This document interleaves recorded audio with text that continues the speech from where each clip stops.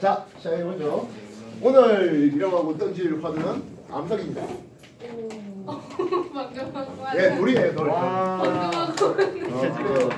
우연찮게 그래 영상도 암석 돌 하고 있더라고요. 재밌겠다. 자, 이 암석의 기원을 크게 세 가지로 소개할 수 있을 것 같습니다. 암석의 종류 세 가지 뭐 있나요? 예, 퇴적암이 있네요. 그렇죠? 마그마가 굳어져서 만들어진 화성암도 있겠고요. 또 뭐 있나요? 그렇지? 기존 암석이 열 또는 압력을 받아서 성질이 변했다는 변성암이 있군요. 화성암을 또 우리가 구분을 해볼까 합니다. 뭘로 나눠지나요? 지금 산암과 그리고 심성암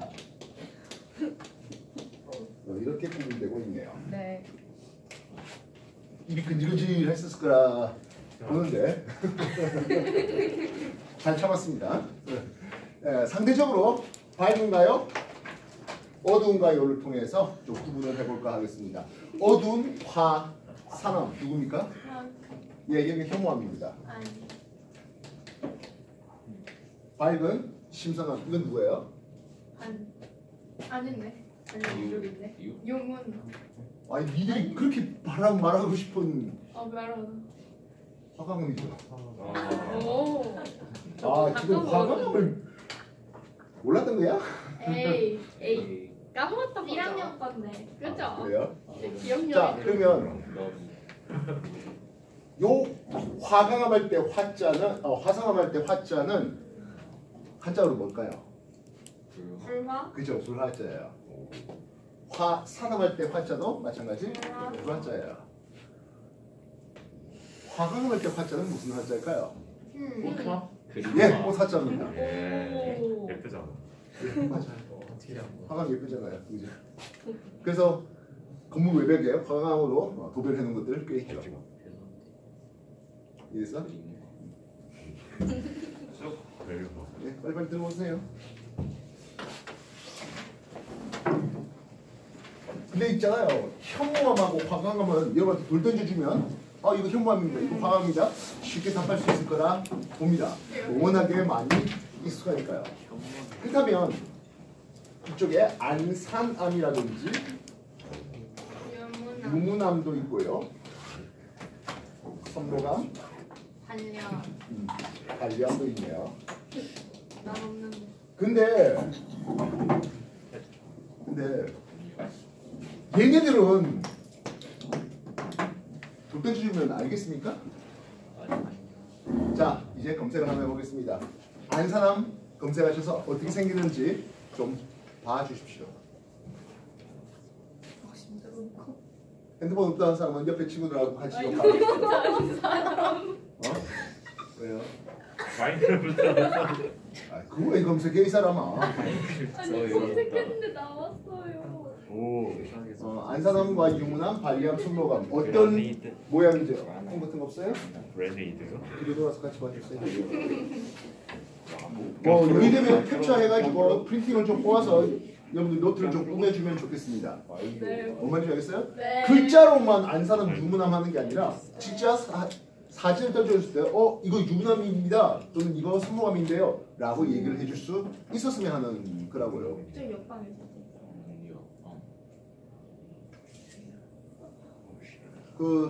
형 저기 패스워드 있으니까 와이파이 연결해서 한번 보십시오. 예림이 뭐 아무도 없어요? 아 예. 안산암, 유문암, 순로암, 발리암 사진 검색해서 좀 눈에 담아 두시는 거예요.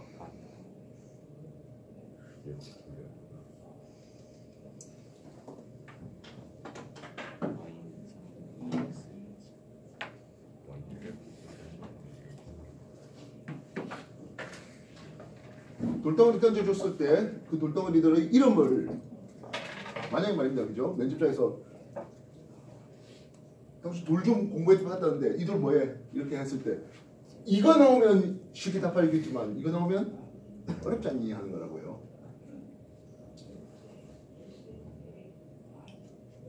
아까 화강할 때 화자가 꽃화자를 했습니다. 안산함 할 때 안산은 산의 이름이에요. 어느 산일까요? 난산했어요. 경기도 안산이요? 경기도 안산에서 나는 암석이라고 안산을 했을까요?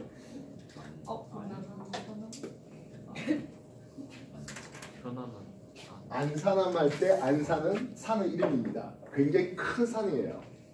심지어는 산맥이라고 해도 괜찮겠군요. 대규모 습곡 산맥이에요. 참고로 대규모 습곡 산맥은 우리나라에 있지는 않죠. 중수지. 어? 아니 짱. 안산, 우랄산. 우랄 쪽은 아니고요. 안대산맥 좋습니다. 오. 안대산맥이에요.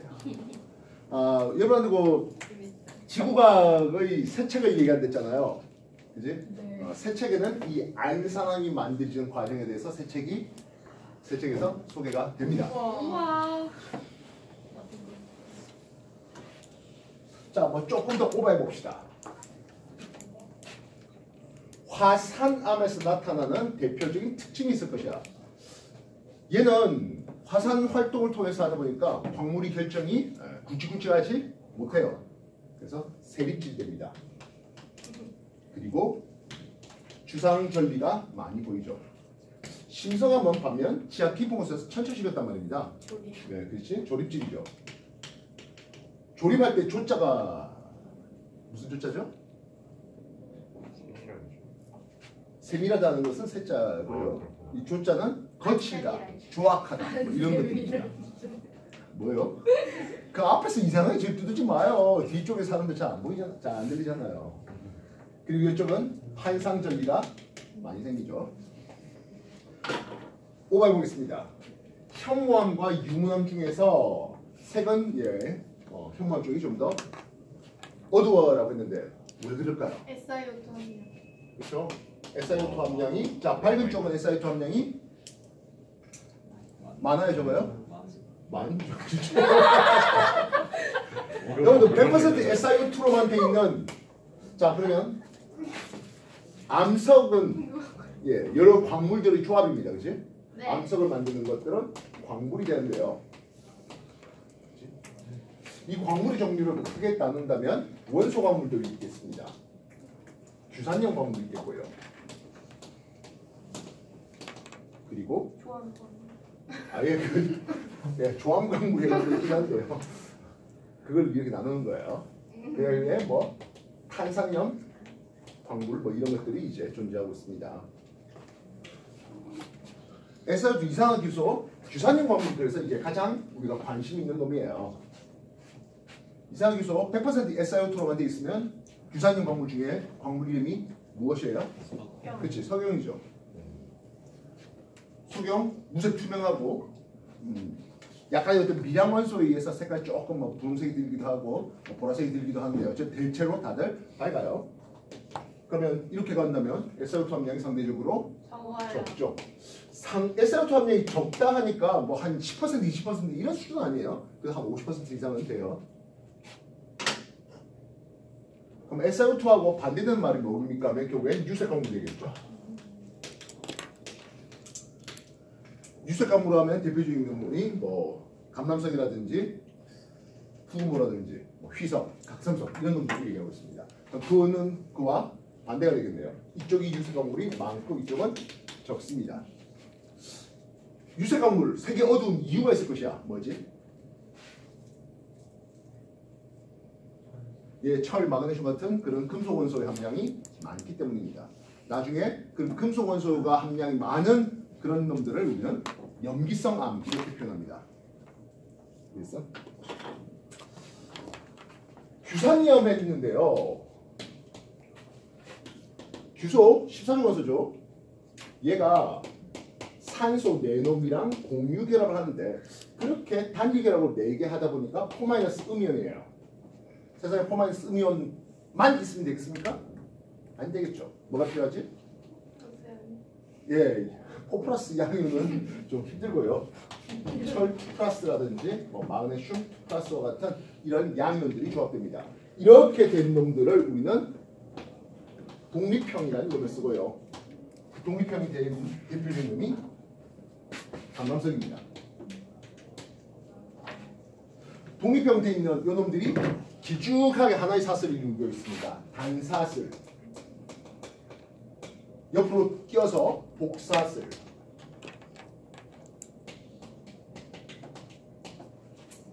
이런 거는 지워도 되겠지?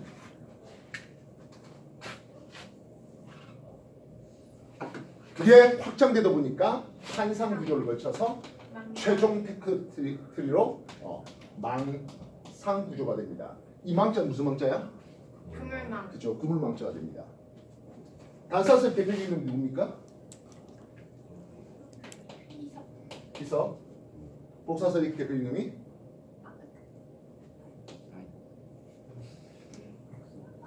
기억이 안 나요. 예, 박삼석. 판사의 대표적인 놈이 예, 후군모 같은 것들 있죠.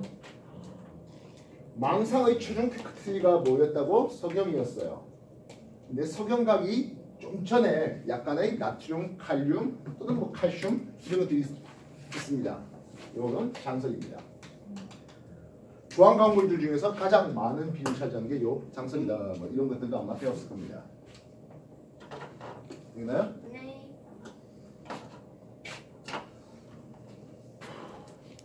석영 100% 석영이면 이건 SiO2가 되는 거네요.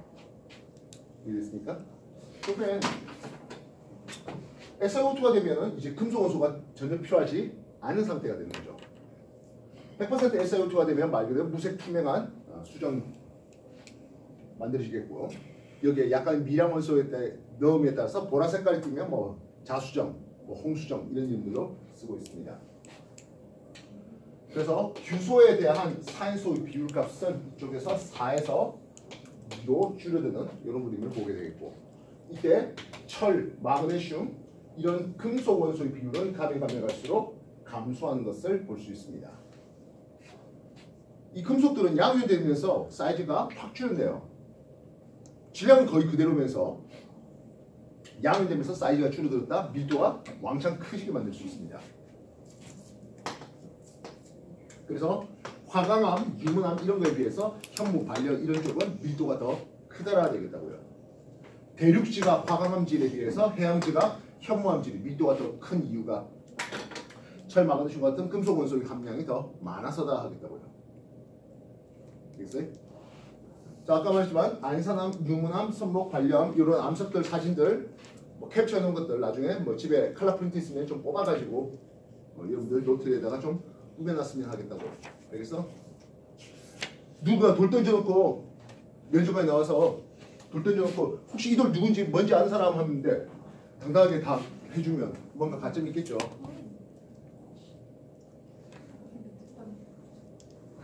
뭐요? 그 앞에서 좀 이상하게 하지 마요. 저 뒤쪽에 있는 사람들, 원사람 친구들, 우리 하면 어떻게 생각할 거야?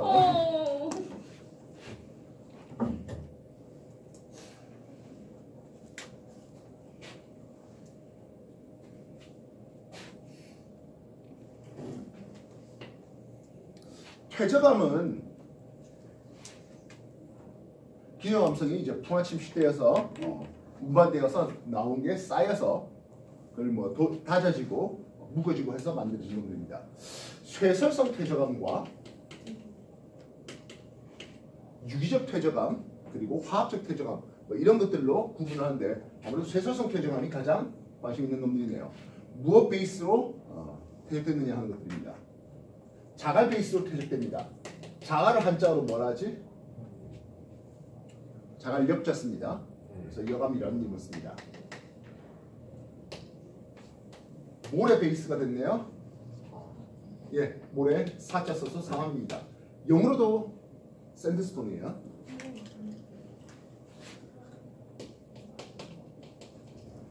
진흙을 한자어로 쓰면 진흙 니자를 씁니다.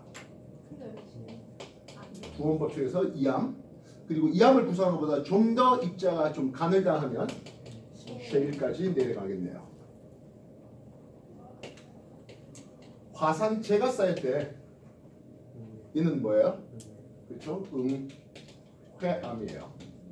이 회자가 무슨 회자라 했습니까? 재회자예요. 나무가 타고 남은 그 재의 색깔, 그게 회색이에요. 그 재를 물에 풀면 염기성 용액이 되는데 왜 염기성 용액이 될까요?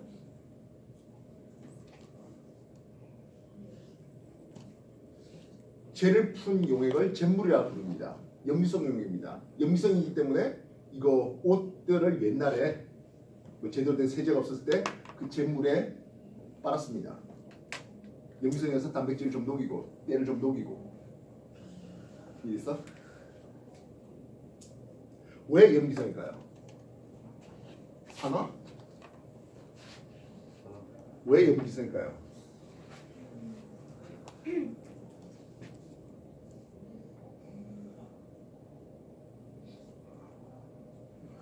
재 속에는 나무가 가지고 있었던 여러 가지 금속 원소들이 많이 남아 있습니다. 뭐 어차피 세포라면은 기본적으로 나트륨, 칼륨 이런 것들이 있어야 되겠죠. 그래서 그런 것들이 염기성이에요. 금속 산화물의 액성이 염기성이잖아요. 이해했어? 그거 안 배웠어? 금속 산화물 염기성, 비금속 산화물 산성 안 배웠어요? 배운 것 같아요? 이 말 처음 듣는 사람.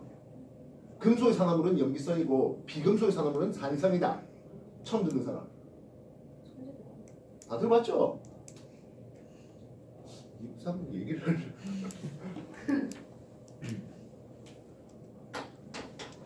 제물 하는데요. 그 염기성 용액을 그래서 빨래 빠는 염기성 용액을 그래 제물을 했습니다. 공짜라면 양잿물도 마신다는 속담이 있죠. 알아 몰라? 알아요. 양잿물 할 때 그 양자는 서양을 뜻하는 말이고요. 그래서 서양에서 건너온 잿물이라는 뜻입니다. 수화나트륨입니다. 수화나트륨을 서양에서 넘어온 잿물, 양잿물로 합니다. 그거 마시면 어떻게 된다고? 뒤지는데요. 공짜라면 그래도 좋다 하는 그런 사람에 대한 내용이에요. 양자가 서양에서 넘어온다 했잖아요. 서양에서 넘어온 것을 양이라고 불렀습니다. 양은 냄비. 많이 들어봤죠? 서양에서 넘어온 은색깔 띠는 냄비. 알루미늄 냄비를 얘기합니다. 그래서 말의 원을 한번 찾아가 보는 뭐 이런 것들도 꽤 재밌어요 하는 거예요. 변성이네요.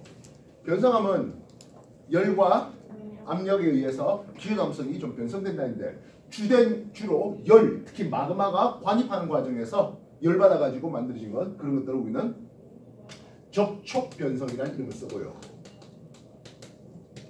반면 넓은 지역에 걸쳐서 열 플러스 압력까지 가해진다면 광역 변성이라는 이름을 씁니다.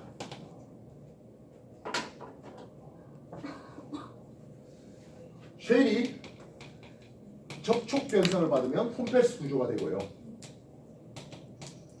쉘이 광역 변성을 거치면 전파남을 거쳐서 편암을 넘어서 편마음까지 가네요. 편마음은 우리 주변에 꽤 많이 보입니다. 우리나라는 한반도는 변성암이 대략 한 40%, 화성암이 35%, 폐저감이 한 25% 정도 되는 우리나라 땅덩어리입니다. 우리나라에는 변성암 꽤 많습니다. 특히 우리나라의 가장 오래된 변성암 하면 인천 앞바다의 대이작도에 보면 한 22억 년 된 암석이 있습니다. 자, 어쨌든 편마암 한번 검색해 보십시오. 아, 이게 편마암이야 하는 사람이 있다면 뭐 검색 결과가 괜찮네요. 한 사람이라도 알았으니까. 대추 편마암이 어떻게 생겼는지 알 것 같은데 주변에서 많이 보이는 놈들입니다. 조경석으로 많이 쓰이는 암석이에요.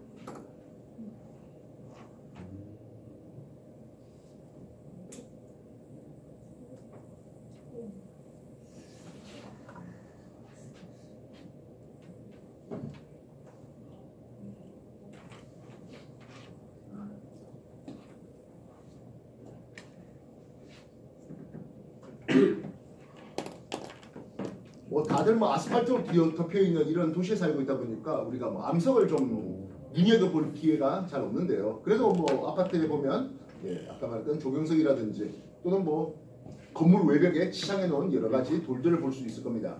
그런 돌들 보고 아, 이 돌이 이런 돌 이름이 이래. 그런 것들 좀 알아보는 것도 꽤 재밌지 않을까 하는 생각이라고요. 뭐 또 친구한테 안 훔쳐가고 이 돌 이름 뭐야? 뭐 그렇게 한번 해보는 것도 괜찮겠죠. 누구나 다 아는 어떤 화강, 현무암 이런 거 말고 다른 종류의 암석들에 대해서 사암이 있는데요. 사암은 접촉 또는 광해 변성을 통해서 규암이 됩니다. 규자가 무슨 규자? 규소 규자가 됩니다. 실리콘 원자부 14번 규소 실리콘 있잖아요. 예, 그걸 이제 한자로 옮기려고 하는데 없어가지고 새로 만든 돌이라고요. 돌석변에 흑토, 흑토 이게 규소 규자예요. 돌에 많고 흙에 많은 규산형 광물할 때 그 규자, 규산 규자입니다. 규암 검색해 볼래요? 아, 이게 규암이야 하는 것들 나왔으면 좋겠습니다. 규암 한번 검색해서 사진 한 번 더 확인해 보십시오.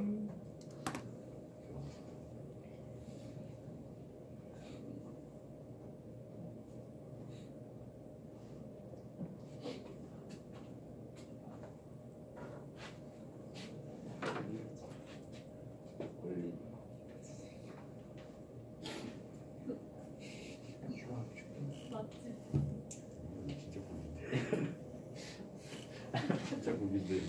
얼린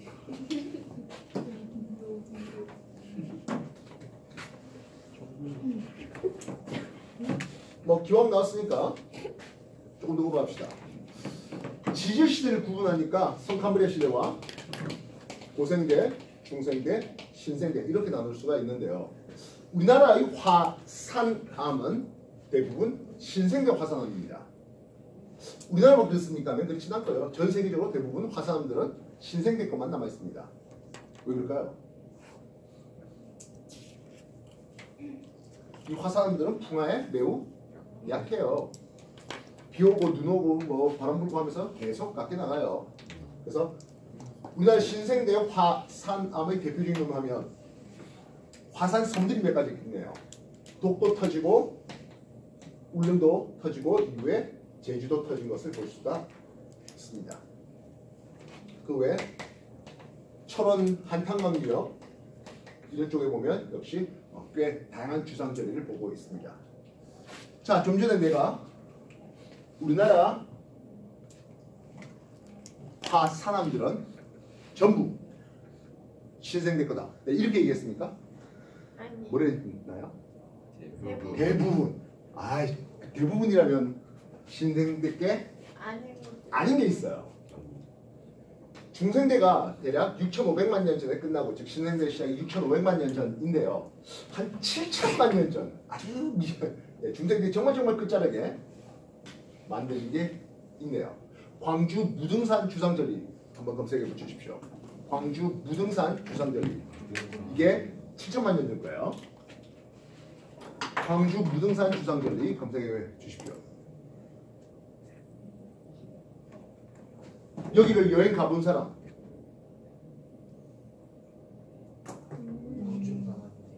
예. 광주 무등산 주상절리대가 그 보호구역으로 정해져서 일반인의 출입이 금지되었었습니다. 그러다가 1박 2일 팀이 한 15년 전 그 정도, 15년까지는 아니고 뭐 한 10여 년 전에 그걸 이제 일반한테 개방하면서 1박 2일 팀이 맨 처음 찾아갔던 그런 장소가 되겠습니다. 자, 광주 무등산 주상절리의 사진을 보신 뒤에 우리가 제주도에 보면 주상절리, 뭐 중문단지 주상절리 이런 것들 또는 한탄강 혹시 그 내린천 이런 데서 리프팅 좀 해봤습니까? 그쪽에 보면 역시 주상절리가 굉장히 다양하게 있는 것을 볼 수가 있는데요. 그런 것과 약간의 차이가 있을 것 같아요. 어떤 차이가 있습니까? 사진 봤을 거 아니야. 광주 무등산 주상절리하고 다른 일반적인 주상절리하고 좀 차이가 있어요. 어떤 차이가 있나요? 그럼 제주도 중문단지 주상절리 이렇게 한번 쳐보십시오. 한탄강 주상절리 쳐보십시오. 그거와 좀 차이가 있어요. 이건 제주도 주상절리. 제주도 중문단지 주상절리, 뭐 제주도 주상절리. 뭐 어차피 제주도야 뭐 주상절리 늘리는데요. 어떤 차이겠습니까? 광주 무슨 주상절리하고 차이는? 산이 있어. 산이 있다. 광주 좀더 미끄러운 응? 좀 다른 애들 좀 넙대대하게 생겼는데 이게 조금 울고 나요. 아파트처럼 생겼. 물 근처에. 물 근처. 물하고는 조금 거리 좀 다른 얘기죠. 어차피 섬이니까 물이 있을 수밖에 없는 부분이고.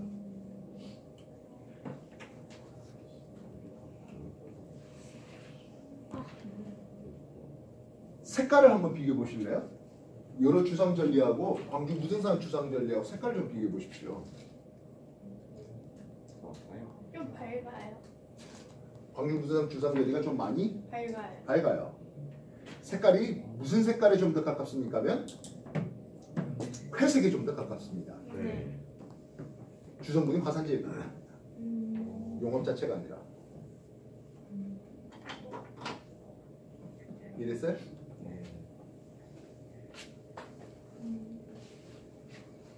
다시 심사관 얘기합시다.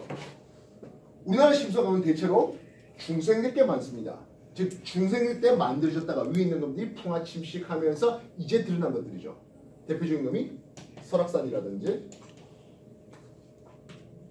금강산이라든지 또는 서울을 둘러싸고 있는 뭐 관악산, 뭐 북한산 이런 것들이 중생들 때의 심사관이 되고 있습니다. 북한산 인수봉 아시죠? 자, 검색 북한산 인수봉. 판상절리의 끝판왕으로 화강암 돔이 만들어진 케이스입니다. 인수봉. 인수봉 아마 검색하다 보면 그 인왕 제색동가 뭐 그런 것들도 나올 거예요.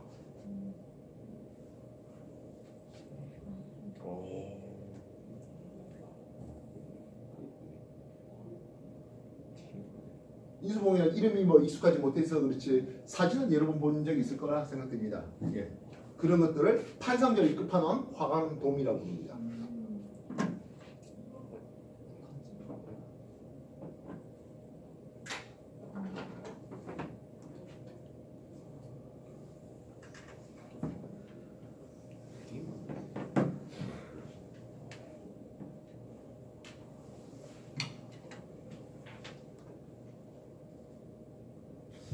우리나라의 변성암은 대부분 다 성카물레 때 변성입니다. 기존의 암석이 열과 압력을 받아서 살짝 녹았다가 다시 굳어지는 과정을 보다 보니까 이런 변성암들은 풍화에 매우 강합니다. 그래서 그 오랜 시간을 견뎌낸 거죠. 성카물레 변성암, 백령도에 규암들 많습니다. 백령도. 도자 안 써도 알겠죠? 그리고 인천 앞바다의 대이작도. 이 대이작도는 아까 얘기했다시피 대략 한 22억 년 정도 된 우리나라의 가장 오래된 암석이 있고요. 그리고 지리산이 대표적인 변성암 덩어리입니다. 군산 앞바다의 고군산 군도 뭐 이런데 뭐 그래서 보면 습곡도 많이 펼쳐져 있는 그런 모습이에요. 고군산 군도 한번 쳐볼래요? 고군산 군도. 난 가본 적은 없는데요. 여기도 대표적인 성카물레 때 변성암 지역들이 많습니다.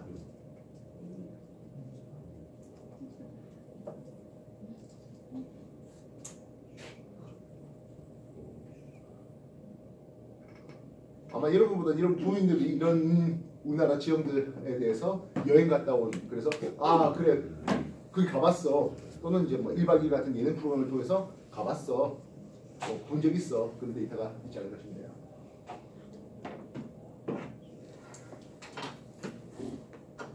그래서 뭐 어떤 지명들이 나오면 좀 봐주십사 하는 부분이라고. 자 그러면 마지막 남은 게 퇴적암인데요. 퇴적암에서는 다른 암석과 달리 굉장히 중요한 정보를 가진 화석이 발견되네요. 네. 물론 이 화석이 시상화석입니까? 표준화석입니까로 좀 구분할 수가 있겠습니다만은 우리나라에서 나오는 고생대 쪽은 강원도 태백이라든지 충북 단양이라든지 그런 쪽에 석회암들이 많은데요. 그 석회암에 보니까 화석이 보여요. 그 화석은 삼엽충입니다. 삼엽충은 고생대를 대표하는 표준화석인데요. 이 삼엽충은 물에 살았습니까? 육지에 살았습니까? 당연히 물속에 살았죠. 근데 물속에 살던 놈들이 죽을 때가 되니까 강원도 태백 산꼭대기까지 올라와서 죽었다. 말이 돼? 안 되잖아. 멋있대. 괜찮겠어요? 네. 그래서 이런 놈들은 고생대 때는 그 강원도 땅이 바닷속이었다는 얘기예요. 그래서 석회암들이 퇴적되고 이후에 융기가 됐다 하는 거라고. 이해됐어? 그래서 우리나라의 동쪽은 융기된 지형들, 남서해 쪽은 침강된 지역 이렇게 이제 구분될 수 있습니다. 우리나라의 중생대 퇴적암들은 주로 남해안에 많습니다. 안까지 써야죠. 남해 섬만 생각하려. 남해안에 많은데요. 여기 보면 공룡 발자국 화석, 공룡 화석 이런 것들이 많아요. 공룡 발자국이라고 한번 찍어볼게요. 공룡 발자국을 찍으려면요. 물속에 찍으면 될까요? 안 돼요. 안 돼요. 물 바깥에 있는 놈을 찍어야 돼요. 그렇다면 자갈밭에, 모래밭에, 진흙밭에 어디다 찍어야 발자국 남아있을까요? 진흙밭. 당연히 진흙밭이죠. 그럼 진흙이 나중에 굳어졌다? 쉐일이라는 얘기죠. 그래서 경상도 남해안 일대들은 쉐일층이들이 많습니다. 되겠나요? 우리나라 신생대 퇴적암은 그렇게 많지는 않은데요. 대표적인 놈이 제주도의 수월봉입니다. 제주도 수월봉 한번 검색해 볼래요? 제주도 수월봉. 나중에 여러분들이 뭐 여행 가면서 수월봉 안내판을 보면 아 저쪽 한번 가보자. 진짜로 저런지 보자. 사진으로 본 건데 자기만 직접 보고 싶다 할 수 있잖아요. 제주 수월봉 암석의 종류는 뭡니까? 응회암입니다. 응회암. 세계적인 규모의 응회암층이 제주도 수월봉입니다. 세계적인 규모예요. 나는 안 가봤어요. 나도 어느 예능에서 봤어요. 효린의 민박이라고요. 아.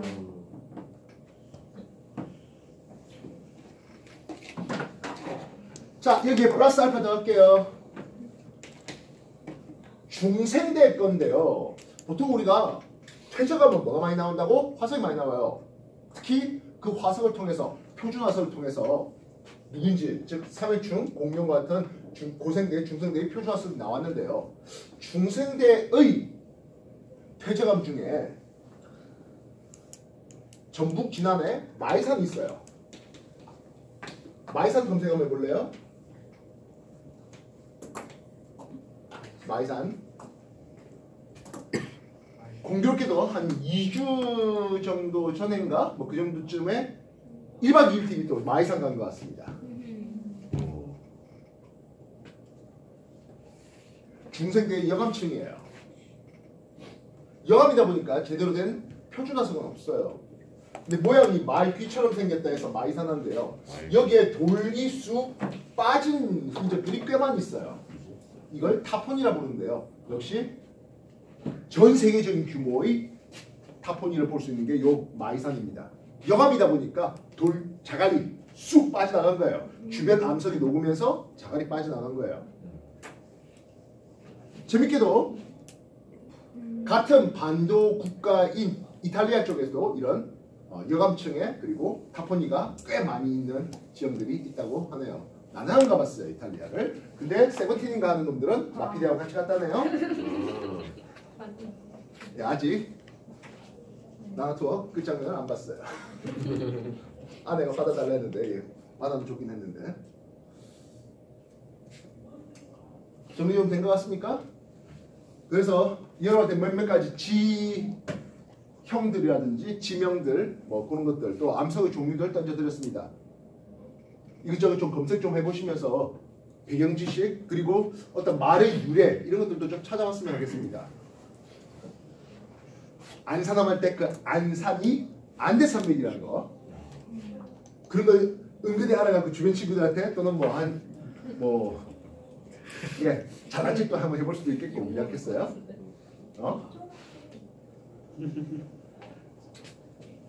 그렇습니까? 36번이요. 자, 뭐 조금씩 더 정리해 보십시오. 뭐 나중에 광물 한 번 더 소개해 보도록 광물 얘기 조금 더 정리하도록 할게요. 뭐 좀 찾아봐라 했는지 좀 기억해 주시면 좋겠습니다.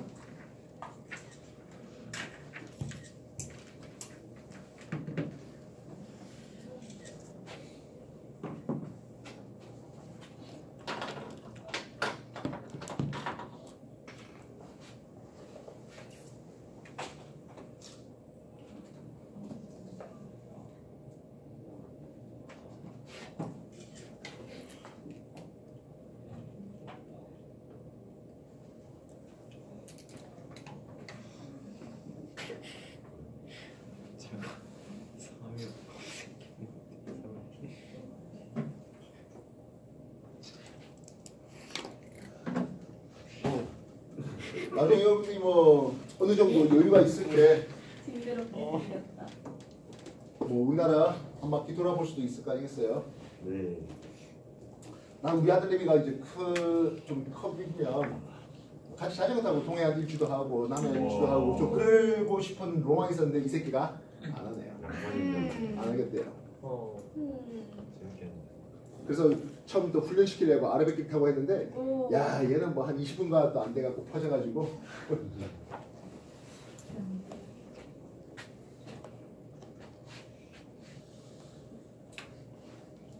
자 우리가 암석을 구성한 놈들이 뭐라고? 광물이라 했지 않습니까? 뭐 필요하다면 조암광물 그 조암광물 대표적인 놈들이 뭐 있었다고? 예, 석연도 있었고 장석도 있고 후금모도 있고 각성수 휘석 이런 것들이 있네요. 이 광물의 원산에 따라서 원소 광물도 있었고 주산형 광물, 뭐 황산형 광물, 탄산형 광물 뭐 이런 식으로 되고 있네요. 탄산형 광물의 대표적인 놈이 누굽니까? 탄산칼슘. 그거는 화합물 이름이고 탄산칼슘이 주성분인데 광물 이름은 뭐예요? 석회암은 그것들이 또 모여서 만들어진 암석이고요. 모스쿠기의 3. 방처럼 시작하네요. 방에서. 예, 그렇죠. 방에서 검색. 방에서 검색해봐. 방에서. 탄산칼슘은 주성분이고 뭐 당연히 산에 반응해서 이산화탄소 발생하고 등등등 나오죠. 그런 것들이 잔뜩 모여서 만들어진 탄산칼슘 잔뜩 해서 만들어진 암석이라면 석회암이 되겠죠. 석회암은 화학 반응을 통해서 탄산칼슘 앙금이 침경이 된 뭐 그런 상태라면 화학적 퇴적암이라는 이름을 쓰고요. 탄산칼슘 껍데기를 가진 조개라든지 뭐 산호라든지 이런 것들이 이제 퇴적되어서 쌓인다면 유기적 퇴적암, 생물학적 퇴적암 이런 말로 쓰고 있습니다. 대부분 다 우리가 관심 있는 게 규산형 광물인데요. 아까 광물 모스크 기계 얘기했잖아요, 그죠? 모스크 기계 뭐 1번 화석부터 시작해서 10번 금강석 하고 있습니다. 금강석은 뭔지 알죠? 다이아몬드예요. 뭐 그래봐야 탄소 덩어리인데요, 그죠? 그래봐야 탄소 덩어리잖아요. 여러분들이 정말 좋아하는 흑인하고 원소 성분은 똑같아요. 내가 그렇게 볼펜 좀 쓰고 색깔 빨간 거 좀 쓰고 파란 거 좀 쓰고 좀 해도 꿋꿋하게 연필 하나만 쓰시는 분들 많을 텐데요.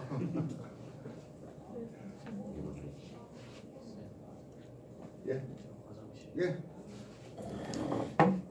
여러분들 그 다이아몬드도 탈 수 있다는 거 알아요? 다이아몬드 타요. 단 한 3000도쯤의 온도가 필요해요. 와. 3000도시면 어느 정도 온도 될 것 같습니까? 뜨거워요. 예.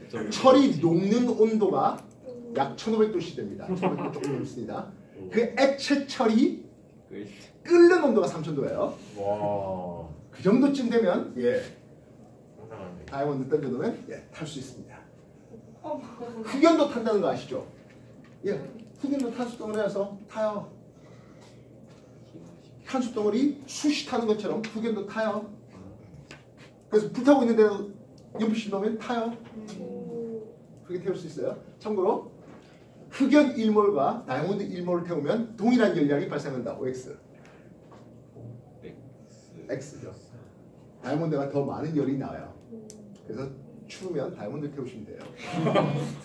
3,000도. 좀 더 높은 열이 나와요. 추우면은 그냥 거기 앞에 있는 그냥 들어가는. 다이아몬드는 이게 사이즈에 따라서 가격이 너무 차이가 나네요. 다이아몬드 무게, 질량을 재는 단위가 캐럿이라는 단위를 씁니다. 1캐럿은 0.2g을 얘기하고 있습니다. 그래서 0.3캐럿 정도 되는 다이아몬드면요 가격이 한 30만 원 정도는 돼요. 와. 뭐 얼마 안 되죠. 네. 그럼 그것보다 10배 더 큰 질량을 가진 3캐럿짜리면 얼마 정도 가격일까요? 6천만 원. 안 사봐서. 3캐럿짜리면 3억. 안 사봐서 몰라요. 예, 한 1kg에 3억 2천만 원. 오. 4천 뭐 그 정도쯤 하네요. 와. 3억 4천만 원. 오. 가격이 너무 차이 나죠. 와. 그래도 0.1캐럿은 그냥 명목흔해요. 네. 별로 가격 안 쳐주고요. 막 붙여요. 원소 광물에서 우리가 원소로 따지면 중요한 게 아무래도 금이겠죠.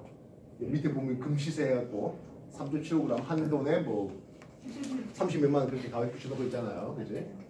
샘 아델레미에 돌 할 때 그때 한 돈 하면은 5만 몇천 원 정도 했었는데. 자, 뭐 어쨌든 다이아몬드가 금강석 그렇습니다. 모스쿠키의 8, 9에 해당하는 황호, 강호 걔네들은 누굽니까? 얘네들은 루비, 사파이어 이런 놈들이에요. 루비, 사파이어 당연히 귀하죠. 네. 반지 만든다든지 뭐 이런 데 쓰이는 겁니다. 그러면 루비, 사파이어를 구성하는 원소는 뭘까요? 금을 구성하는 원소가 당연히 금이고 다이아몬드 구성하는 원소는 탄소였잖아요. 루비, 사파이어 구성하는 원소는 뭐예요? 루비딘이요?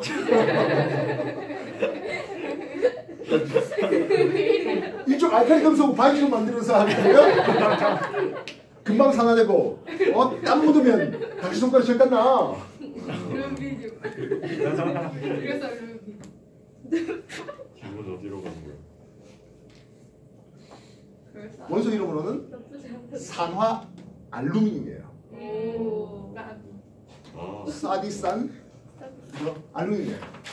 근데 그게 기가 막히게 패킹되는 과정에서 미량원소, 코발트라든지 카드뮴이라든지 이런 것들 들어오면서 투명도가 있고 색깔이 빨갛고 또는 뭐 초록색이고 하다 보니까 돈값이 좀 되는 그런 놈이죠.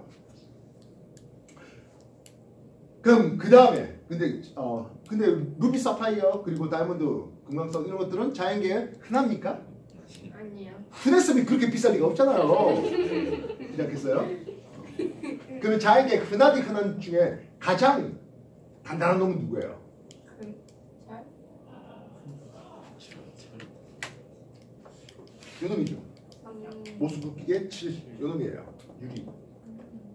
그래서 칼날도 이 유리를 끄면 유리가 흠집이 안 생기죠. 그러니까 이제 책상에다가 유리판 깔아놓고 거기서 뭐 칼로 얼마든지 종이 자르고 해도 괜찮잖아요. 만약 유리가 칼날에 끓겠으면 곤란하죠. 갑자기. 석영이 베이스가 되어가지고 만들어진 암석이 석영이 주로 되어 있는 것이 아무래도 모래가 되겠고 그렇게 해서 만드신 게 암석이 사암입니다. 사암이 변성을 받아서 만든 게 뭐다? 주암이에요. 그러다 보니까 주암은 풍화에 강하디 너무 강해요. 그래서 여러 수십억 년을 그렇게 버티면서 한반도에 뭐 꼭 한반도가 아니라 전 세계적으로 다 그리 퍼져 있네요. 단단한 뭐 그런 정도 풍화에 강한 이런 얘기를 하려고 얘기했던 겁니다. 반면 화산암 계열들은 풍화에 굉장히 약하죠. 실상 퇴적암들도 풍화에 그렇게 강하진 않아요. 그래서 남해 안에 기암괴석 절경들이 이렇게 있잖아요. 처음부터 그랬을 리는 만무하겠죠. 상당히 풍화에 강한 놈들이 남아있고 풍화에 약한 놈들은 파도에 이미 깨진 거죠. 그래서 남해 안에 기암 절경을 구성하는 거 보면은 그것들은 보면 석영 베이스들이 좀 많이 있습니다. 파도에도 끄떡없는 그런 놈들이에요. 자, 뭐 이런 얘기 저런 얘기들을 해봤는데 여러분들이 좀 관심사가 나 석영에 꽂혔어. 또는 뭐 나는 방해석에 또 꽂혀가지고 뭐 좀 공부해볼래. 뭐 그런 것들 여러 가지 방법들이 있을 것 같습니다. 천천히 정리해 주시기 바랍니다. 여러 사진들 좀 검색들 좀 많이 하시고 눈에 그런 사진들 좀 담아 놓으시면 좋겠습니다.